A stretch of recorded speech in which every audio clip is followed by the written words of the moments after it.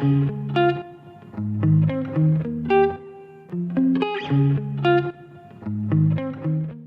going to introduce to you our new series. Every Sunday or every weekend, magko-conceptualize kami ng 50 serye. Guys, what's up? And welcome back to my channel. Trinay namin gamitin yung, or trinay namin mag-share. So, hi guys! On the way na tayo actually ngayon.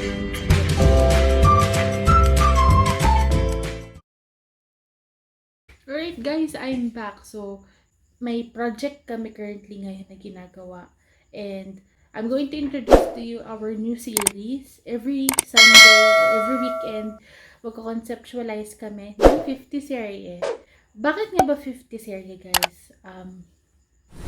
For me kasi, I know na maraming tao ang medyo nahihirapan mag-isip kung ano yung lutuin, tas naka-budget din sila.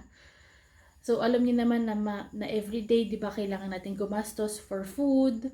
So, naisipan ko na malaking tulong to sa mga medyo naka-budget na mga families or small families na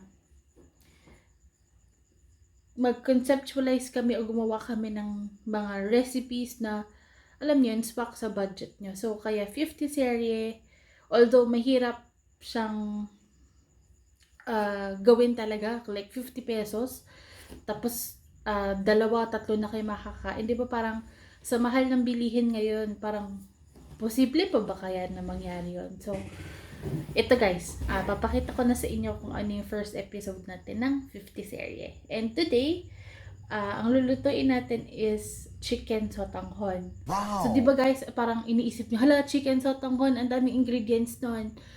Dapat may manok, dapat ganyan. Kaso, ginawa ko na sasakto lahat sa budget natin or sa 50 pesos na budget natin yung sotanghon. So, pakita ko yung ingredients and di kayo makakapaniwala na napagkasya ko yung 50 pesos na.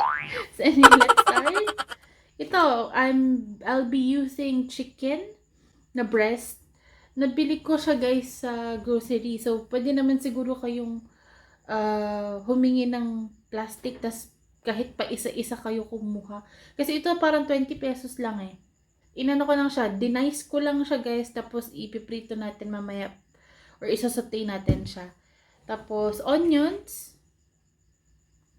chinap ko na rin, prepare ko na, kailangan natin ng luya. Tapos syempre ang ating vermicelli or ang sotanghon noodles, diba 15 pesos lang siya. Yan.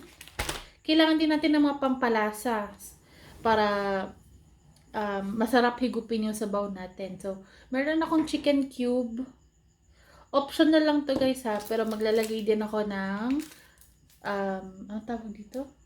MSG. Vetchin. Yan, vetchin. Salt and pepper to taste. Kailangan nyo rin ng oil, pero yun nga, meron naman siguro tayong oil sa bahay na pang prito, tsaka sobrang konti lang, panggisa lang yung kailangan. Then, yun nga, tubig. Siguro mga 1 to 2 cups of water. Depende sa inyo guys kung gusto niyo ng masabaw or gusto niyo ng dry. Pero ako, ang gagawin ko later is mga around 2 cups ang ilalagay ko. Tapos magdadagdag na lang ako along the way. Then, I just wanna make it a little fancy. Kayo kung gusto nyo ilagay, pwede naman. Pero ako, mag-garnish ako ng spring onions sa ibabaw ng ating finished product. Para lang may color yung ating chicken sotanghon. So, ito guys, 5 piso to. Pero, 5 piso ang dalawa. Isa lang kailangan ko. So, nakatawad ako kay ate. Tapos sabi niya, sige, ano na lang, parang 250 na lang. So, yan, 250 lang to guys. Tapos, chinap ko lang siya ng ganyan. Anyway, just for topping. Alright, so guys, sinaanti ko nang uminit yung ating pan. Then, maglalagay na ako ng oil. Just enough. Kita niyo ba ako? Just enough para ma-saute natin yung chicken and onions. So, mainit na ba siya? Yep, pwede na. So, oil sa ating pan. roughly 2 tablespoons of oil. And it's your choice kung anong gusto nyo gamitin na oil guys. Ako kasi I'm using vegetable oil. So, unahin ko na ang ating onions. Medyo madami-dami dahil hilig tayo sa onions eh. So, let's saute that. And let's wait for it na maging translucent ang color.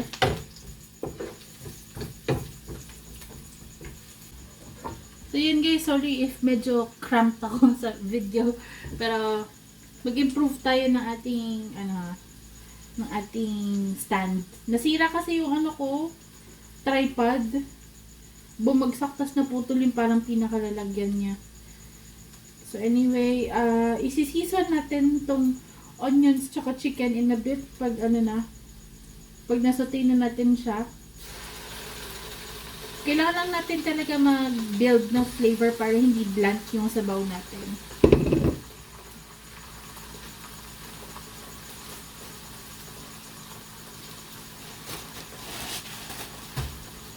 So, pumusang tayong kamay. Kita ko na lang in a bit guys kung ano yung ginagawa ko. Pero yun nga, nagsasaute na tayo ng chicken and onions. Kaya kung gusto nyo maglagay ng garlic, you can add garlic. Pero kami kasi ni partner, hindi kami masyadong mahilig sa garlic pag mga sabaw. So, season na tayo. I'll just use my salt.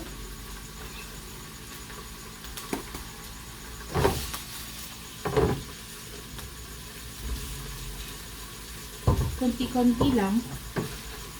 Para hindi naman masyadong umalat ng ating ating food. Then we'll add the luya or ginger already. Isaute na rin natin siya.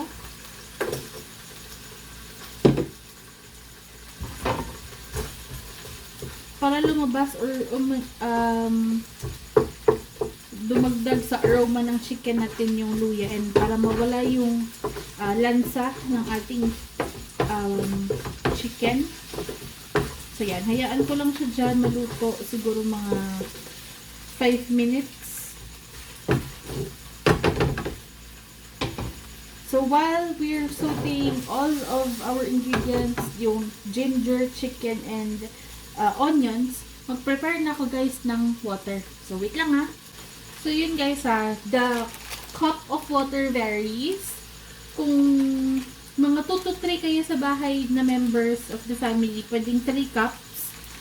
Depende kung kano nyo gusto kasabaw yung ating sotanghon. Pero kami kasi, 2 lang kami. So, ang ilalagay ko muna is 2 cups. Then, we'll see kung mag-dry up siya masyado. Magdadagdag. Tansya-tansya na lang din kayo guys. Pero yun nga. Pag naglagay naman kayo ng sabaw, huwag niyong i-sacrifice yung lasa. So, if you needed to add more salt, more pepper, you may do so guys. So, ito, ang dami na nga nito sa amin eh. So, kasya na tong isang pack na to na 3.2 ounce na noodles. So, I'll just check and i-ano ko lang yung chicken natin.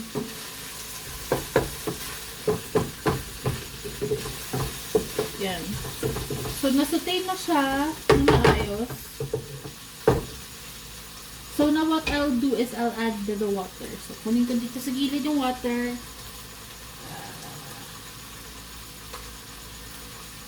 Yan guys, ito. Water. Bali, ang ano dito is 2.5 to guys. Pero hindi ko muna lalahatin. Konti lang muna.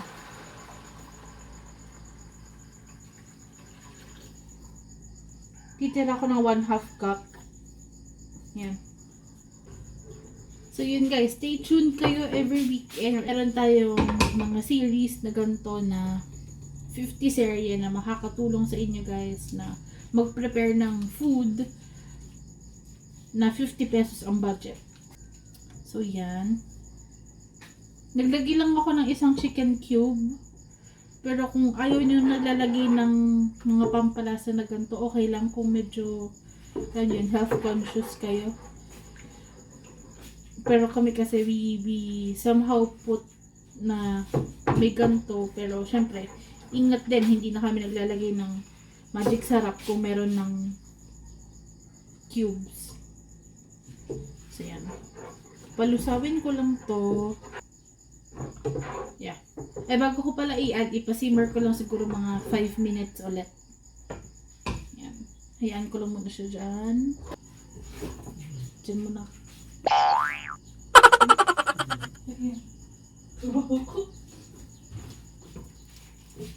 Alright, so guys. Nasimmer na natin siya. So now, what I'll do is, tatanggalin ko yung ibang luya dahil medyo napadami ako ng lagay. Ayaw niya kasi namin na kakain na luya sa food. So, isuscoop out ko na lang. And, yeah, ilagay na natin. So, yan. So, since nalagay ko na yung ating noodles, magsusoak up pa to ng ng water na nilagay natin sa pan. Kaya mag-prepare ulit kayo ng siguro mga 1 to 2 cups ulit ng water. It depends sa inyo guys. So give it mga 3 to 5 minutes or depende sa type ng sotanghon na gamit nyo. Pag nakita nyo translucent na lahat yung strands ng noodles, okay na yun. Kasi nga, mag-taste test na lang tayo kung kailangan pa natin magdagdag ng mga condiments or mga pampalasa. Then, mag-prepare na lang din ako ng extra water dito sa ating measuring cup.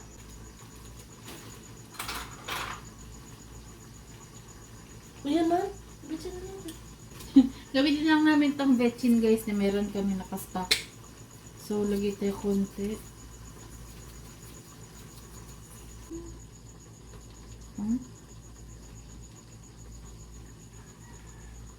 Yan. Si Mrs. Picky okay na. Okay, so guys, okay na yung ating chicken sotanghon. So, lipat ko na siya sa ating bowl. Ready to serve na to sa ating kapagkainan. So, yan na guys, ang ating finished product. Our 50 pesos na chicken sotanghon. Then, mag-garnish na tayo ng ating spring onions. Ito na lang to guys, pero ako kasi for presentation wise and dagdag rin siya, lasa. So, yan. Lagay tayo ng konti pa. And itong tira, pwedeng sa bowl na separate bowl nyo na lang ilagay. So, there you have it. Ang ating 50 pesos na sotanghon. And don't forget to like, share, and subscribe para updated kayo sa mga videos na ganito. See you on my next video, guys.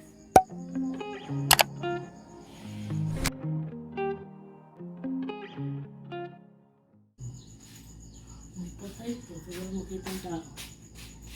Chin, chin, chin, chin, chin.